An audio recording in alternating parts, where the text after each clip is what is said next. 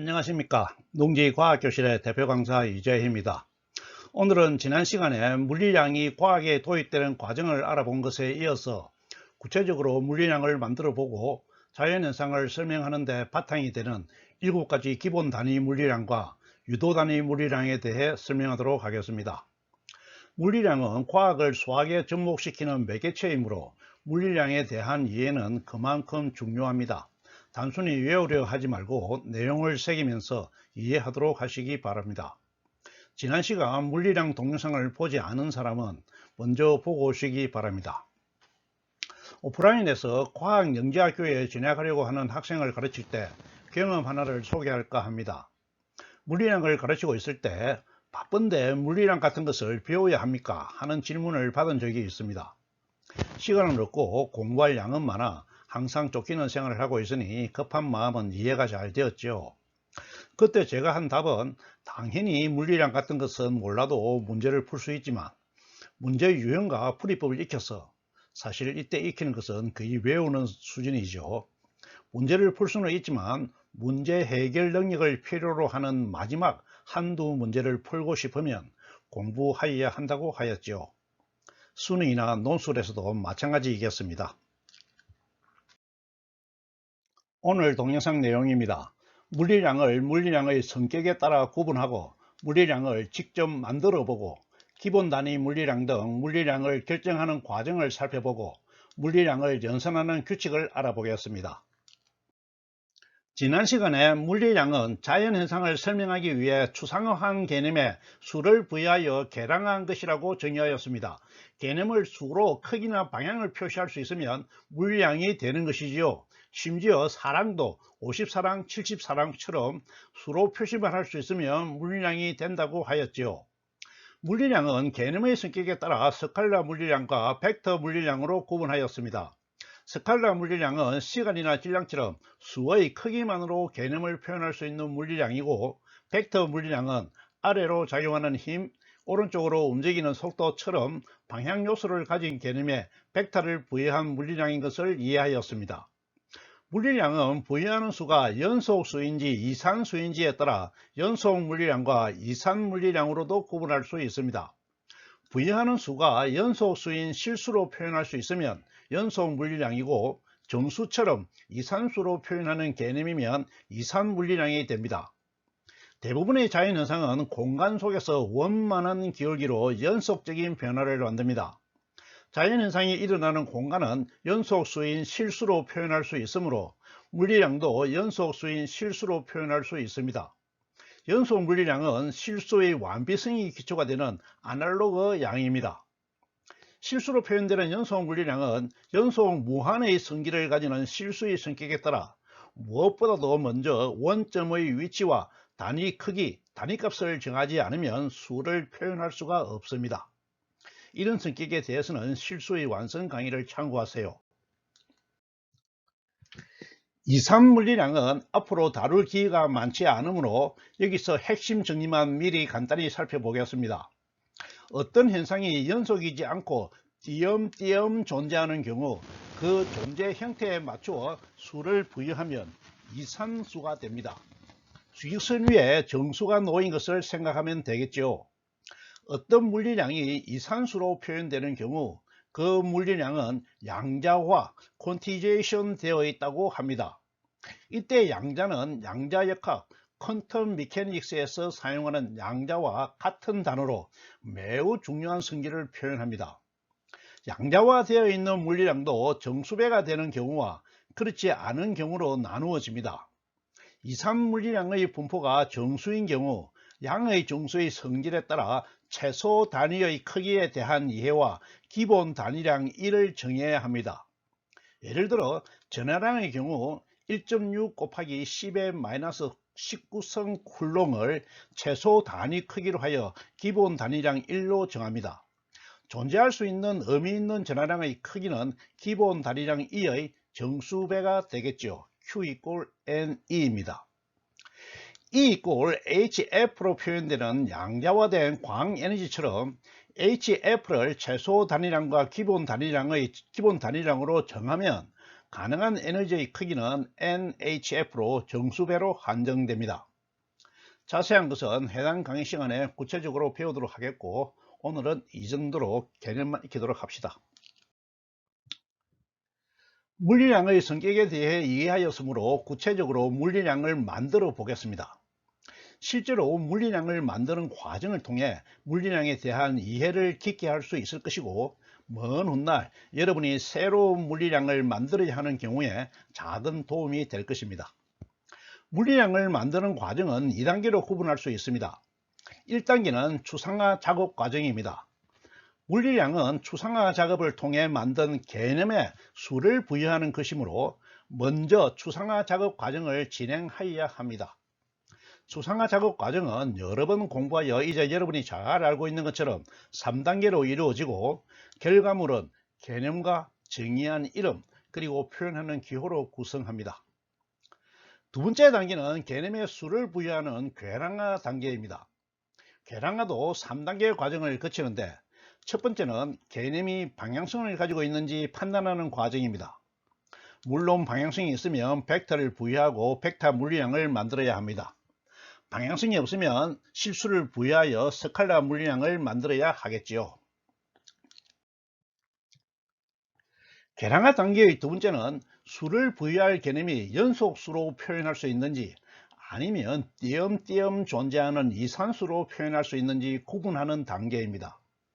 일반적으로 대부분의 물리량은 앞에서 말씀드린 것처럼 공간 속에서 원만한 기울기로 연속적인 변화를 수반하므로 연속수인 실수로 표현합니다. 연속 물리량은 실수의 완비성이 기초가 되는 아날로그 양입니다. 궤랑화의 세 번째 단계는 실수를 부여하는 데 필요한 원점의 위치와 단위 크기, 단위값 1을 정하는 과정입니다. 이제 구체적으로 온도라는 물리량을 만드는 과정을 진행하겠습니다. 여러분이 직접 만든다고 생각하고 따라오시기 바랍니다. 추상화 작업의 1단계로 차고 따뜻한 정도를 나타내는 개념의 표현을 온도라고 이름 짓고 정의하고, 기호는 도형에서 각을 표시하는 기호와 같은 기호인 어깨기호 동그라미로 정하고 도라고 읽습니다. 궤랑화 단계 1단계로 차고 따뜻한 정도를 표현하는 데에는 어떠한 방향성도 없으므로 스칼라 물리량이라고 판단하고, 궤랑화의 2단계로 온도는 어떤 수로도 표현할 수 있으므로 실수로 표현 가능한 연속 물리량이라고 판단합니다. 궤랑화의 3단계로 연속 물리량으로 판단하였으므로 온도에 실수를 부여하기 위해 원점과 단위값을 정하는 과정을 실행하여야 합니다. 물리량을 완성하기 위해 남은 과정인 원점과 단위값을 정해 보도록 하겠습니다. 원점과 단위값은 실수를 표현하는 수직선에서는 마음대로 잡을 수 있습니다. 하지만 물리량을 표현하는 실수에서는 대상과 개념이 특정되어 있으므로 물리량의 원점은 변하지 않는 성질을 가져야 합니다. 원점이 변하는 경우 개념에 부여한 수가 아무런 의미를 가지지 못하게 된다는 것이 이해되시지요? 원점이 정해지면 단위값의 크기는 마음대로 정해도 되겠습니다. 과학이 발전하는 과정에서 스웨덴의 학자 셀시우스는 일정한 압력에서 물이 어는 점과 끓는 점이 일정하다는 성질을 이용하여 이 두 지점을 기준점으로 잡았습니다. 여러분이 처음으로 온도를 물리량으로 만든다면 다른 것을 기준점으로 잡아도 되겠지만, 어는 점과 끓는 점은 매우 좋은 기준점입니다. 기준점을 정하였으므로 단위값을 정하기 위해 수를 부여해야 합니다. 단위값의 크기는 임의로 만들 수 있으므로 기준점의 숫자도 임의로 부여할 수 있는 것은 이해되지요. 셀시우스는 또 단위값을 정하기 위해 어는 점을 0으로 끓는 점을 100으로 놓고 그 사이를 100등분하여 한 칸을 1로 정하였습니다. 셀시우스가 정한 온도를 습시라고 부르고, 기호는 온도를 나타내는 기호 옆에 영어 대문자 C를 붙여 도C로 표현합니다. 반면에 독일의 학자 파렌하이트는 셀시우스처럼 기준점은 어는 점과 끓는 점을 잡았지만 단위 크기를 정하기 위한 수는 다르게 부여하였습니다. 파렌하이트는 어는 점은 31을 부여하고 끓는 점은 212를 부여한 다음에 그 사이를 180등분하여 한 칸을 단위값 1로 잡았습니다. 파렌하이트가 정한 온도를 화씨라고 부르고 기호는 온도를 나타내는 기호 옆에 영어 대문자 F를 붙여 도 F로 표현합니다. 화씨는 오늘날 미국이나 영국 등 영어권에서 널리 사용되고 있습니다. 여기서 섭씨, 화씨 할 때 씨는 우리나라에서 사람에게 붙이는 호칭인 무슨 씨 하는 그 씨입니다. 이해가 되시는지요? 이제 온도를 물리량으로 정하였으므로 우리는 이 그릇은 따뜻하다와 같이 정성적으로 표현하지 않고 이 그릇은 온도가 섭씨 35도이다와 같이 정량적으로 표현할 수 있게 되었습니다. 어떻습니까? 온도라는 물리량을 잘 만들었습니까? 물리량을 만드는 과정은 앞으로 여러분이 새로 물리량을 만들 때 적용할 수 있으므로 그림을 보면서 다시 한번 더 살펴봅시다. 물이 들어있는 통을 막대로 표현합니다. 습시와 하시는 어는 점을 각각 0도와 32도로 잡고 끓는 점을 각각 100도와 212도로 잡습니다.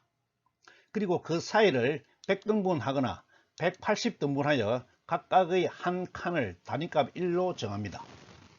그러므로 한 칸의 비를 구해보면 섭씨를 기준으로 하면 화씨는 100분의 180, 9분의 5분의 9가 되고 화씨를 기준으로 하면 섭씨는 180분의 100, 9분의 5가 되므로 섭씨 기준 온도 1도는 5분의 9 화씨가 되고 화씨 기준 온도 1도는 9분의 5 섭씨가 됩니다. 그러면 가운데 막대는 수직선이 되므로 어떤 온도든 위치만 정해지면 뜨겁거나 차가운 정도를 수로 표현할 수 있습니다. 또 섭씨와 화씨는 같은 현상을 표현하므로 달리 말하면 물리량의 차원이 같으므로 상호 변환할 수 있는데 변환식은 물리량을 정하는 기준에 맞추어 다음과 같이 정할 수 있습니다.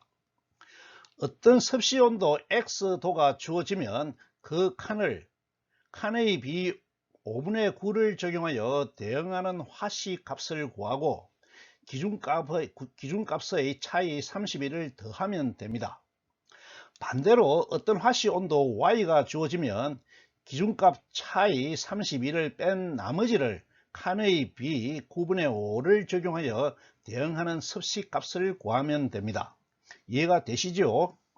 물론 한 식을 이항하여 식을 변환해도 다른 식을 구할 수 있지만 여기서는 개념에 따라 식을 만들어 사용하였습니다. 예를 들어 섭씨 35도를 화씨로 바꾸거나 화씨 95도를 섭씨로 바꿀 수 있습니다. 잘 이해가 되었죠? 시간이 남는 사람은 길이를 물질량으로 만드는 과정을 스스로 해 보시고 주위에 있는 한 물체의 길이를 표현해 보시기 바랍니다. 이때 단위값과 단위 기호는 미터가 아니고 여러분 임의로 마음대로 만들 수도 있겠습니다. 화학계에서는 자연현상을 표현하는 데에 길이, 질량, 시간, 온도, 전류, 양, 광도의 7가지의 물리량만 있으면 1차적인 설명이 가능하다고 판단합니다. 나머지 설명은 7가지 물리량을 서로 결합하여 설명할 수 있다는 것이지요. 이 같은 판단은 오랜 기간의 경험과 연구 결과로 나온 것으로 생각되어집니다. 화학계에서는 이같이 근본이 되는 7가지 물리량을 기본 단위로 정하였습니다. 이 기본 단위는 국제 표준 단위, 줄여서 SI 단위로 사용합니다. 기본 단위의 내용을 살펴보겠습니다. 기본 단위 7가지는 앞에서 말씀드린 바와 같이 길이, 질량, 시간, 온도, 전류, 양, 광도의 7가지입니다. 이 7가지만 있으면 모든 현상을 표현할 수 있다는 생각이 드십니까?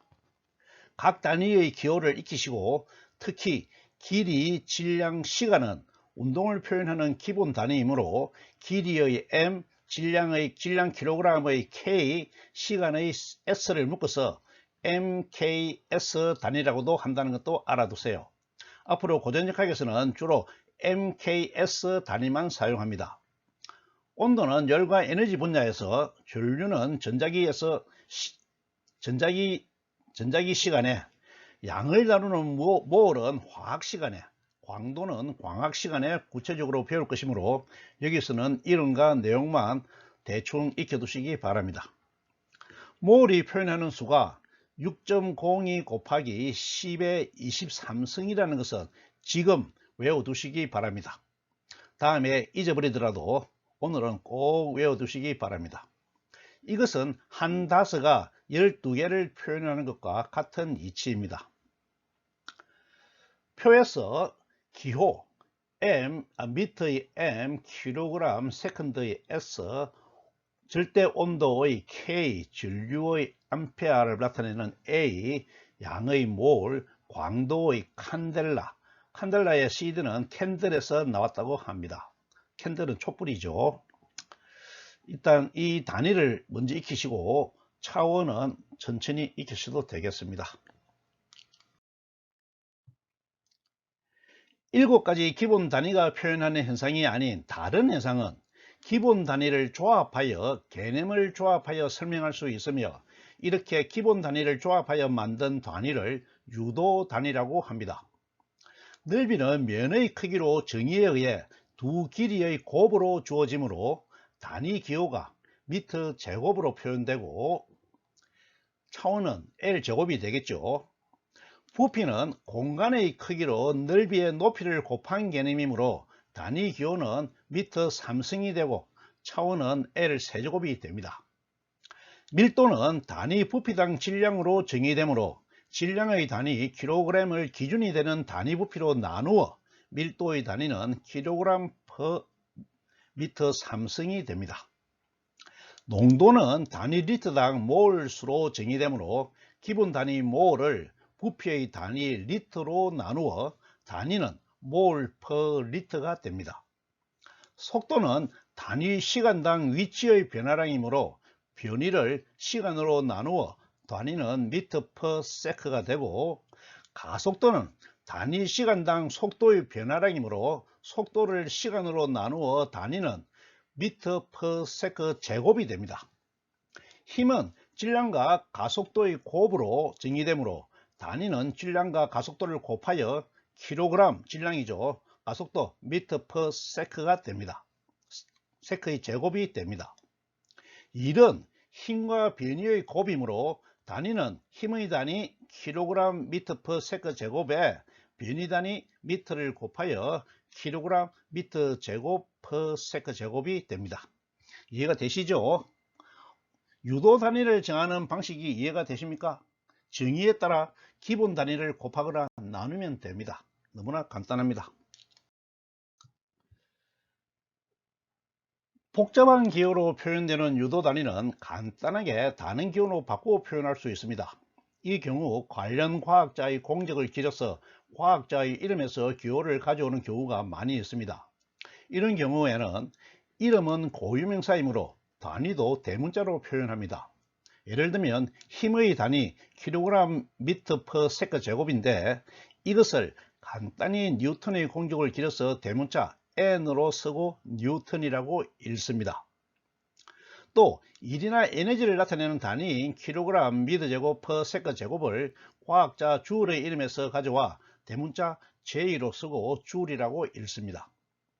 켈빈에서 가져온 절대온도 단위 대문자 K, 파스칼에서 가져온 압력의 단위 대문자 P와 소문자 A, 헤르츠에서 가져온 주파수의 단위 HG는 모두 대문자로 적습니다. 이름이 아닌 모든 단위는 소문자로 적는 것을 원칙으로 합니다. 물리량도 수와 단위로 구성되어 있는 수이므로 연산을 할 수 있습니다. 하지만 물리량은 단위를 가지고 있는 수이므로 대상을 구분하지 않는 추상의 수처럼 자유롭게 연산을 할 수는 없습니다. 물리량의 연산에서 가장 큰 규칙은 수는 수끼리, 단위는 단위끼리 연산한다는 것입니다. 수의 연산을 하던 대로 하면 되므로 수의 연산은 지금까지 하던 대로 하면 되므로 단위의 연산에 대해서만 살펴보겠습니다. 단위는 대상을 지정하므로 한 대상에 같은 대상을 더해도 대상이 바뀌지 않으므로 같은 단위의 덧셈은 같은 단위를 만듭니다. 3m 더하기 8m는 11m가 되는 것이죠. 물리량의 단위가 달라도 차원이 같은 물리량은 같은 대상을 수로 표현한 것이므로 단위를 환산하여 계산할 수 있습니다. 킬로그램과 그램은 단위가 다르지만 차원은 질량으로 같아서 단위를 환산하여 연산을 할 수 있습니다. 500g과 2kg은 덧셈이 가능하고 단위를 kg으로 환산하여 2.3kg이 되는 것이죠. 그렇지만 차원이나 단위가 다른 물리량은 더할 수가 없습니다. 온도의 질량을 더하는 현상은 성립하기가 어렵고 이해할 수도 없습니다.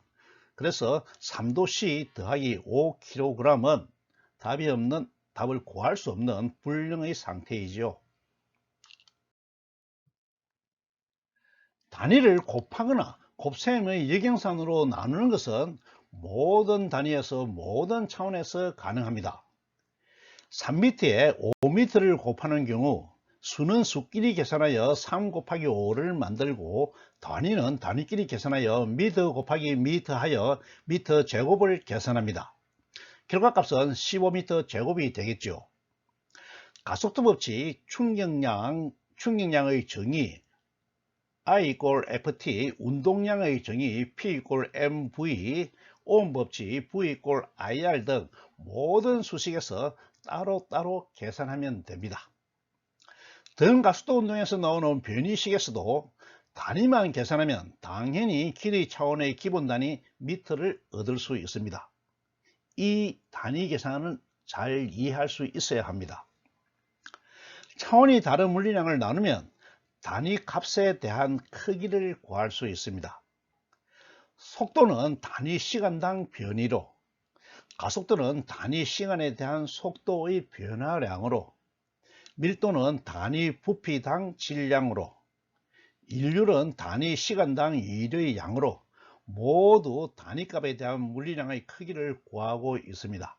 어떻게 해요? 나눗셈을 하였죠. 오늘은 물리량에 부여하는 수에 따라 연속 물리량과 이산 물리량으로 구분하고 연속 물리량인 경우 수를 실현하기 위해서는 원점과 단위값을 정하는 것이 필요하다는 것을 이해하였습니다. 물리량을 만드는 과정은 추상화 작업을 통해 개념을 만드는 1단계와 개념에 수를 부여하여 계량화하는 2단계로 진행된다는 것을 이해하였습니다. 2단계 계량화 단계는 물리량의 성격이 스칼라인지 벡터인지 판단하고 연속수인지 이산수인지 판단한 다음에 연속수인 경우에는 원점과 단위값을 정하는 과정을 반드시 가져야 한다는 것을 이해하였습니다. 자연현상을 설명하는 데 기본이 되는 길이, 질량, 시간, 온도, 전류, 양, 광도의 7가지 물리량을 기본 단위로 정하고 나머지 현상은 기본 단위를 엮어서 유도 단위를 만든다는 것도 이해하였습니다. 물리량은 수와 단위로 구성되어 있으므로 물리량을 계산할 때는 수는 수대로 단위는 단위대로 계산하여야 하고 차원이 다른 물리량은 더할 수 없다는 것도 이해하였고 물리량의 곱셈과 나눗셈은 차원에 제한이 없이 가능하다는 것도 이해하였습니다. 물리량에 대한 이해 정도를 높이기 위해 차원은 같아도 단위를 다르게 잡은 습시와 화시 두 가지 온도 물리량을 직접 만들어 보았습니다. 습시와 화시는 차원이 같으므로 변환식을 사용하여 물리량의 단위를 서로 변환할 수 있다는 것을 이해하고 실제로 계산까지 해 보았습니다. 다음 시간에는 운동 현상을 분석하는 준비 단계로 운동을 기술하는 물리량을 공부하도록 하겠습니다. 오늘 강의는 이것으로 마칩니다. 감사합니다.